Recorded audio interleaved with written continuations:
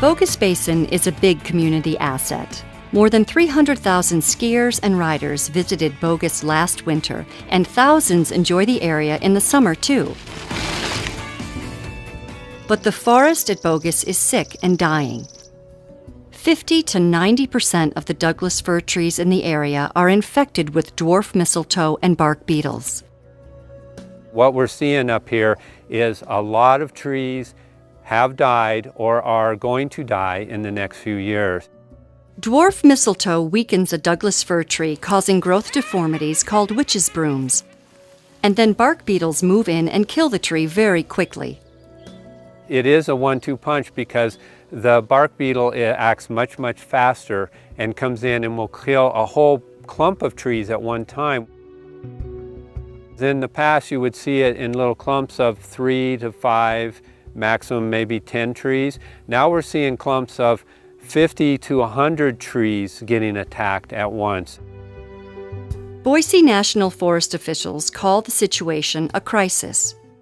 The bark beetles and the mistletoe basically are killing the forest up here at Bogus Basin, and if we don't do something about it, we're not going to have a forest up here in the future. The dead trees also present a safety hazard to skiers, riders, and summer users at Bogus. As soon as you know what to look for in the dwarf mistletoe or the beetle kill, you will see it more than you can possibly believe. It's everywhere. We're celebrating our 75th year next year, and so we're looking ahead for the next 75, and I believe that this program that the Forest Service wants to do is critical to the long-term health and sustainability of Bogus Basin. The Boise National Forest has a 4-point plan to address the problem. Number 1, remove the diseased trees to prevent dwarf mistletoe and bark beetles from infecting healthy trees. Number 2, cut down and remove diseased trees that pose a safety hazard next to alpine and Nordic ski trails and structures. Number 3, set prescribed fires to burn slash piles and clean up the forest floor. This will enhance wildlife habitat as well. Number 4, plant new trees on 500 acres to restore the forest. The Boise National Forest expects to begin logging in the summer of 2017 to address the forest health crisis. The treatments will occur for about 3 years. Almost all of the treatments are focused inside the ski area boundary. The Forest Health Project will cause some short-term impacts. A number of the mature trees will be removed in popular off-trail backcountry areas inside the ski area boundary. This work will be done in phases to spread out the impact over time.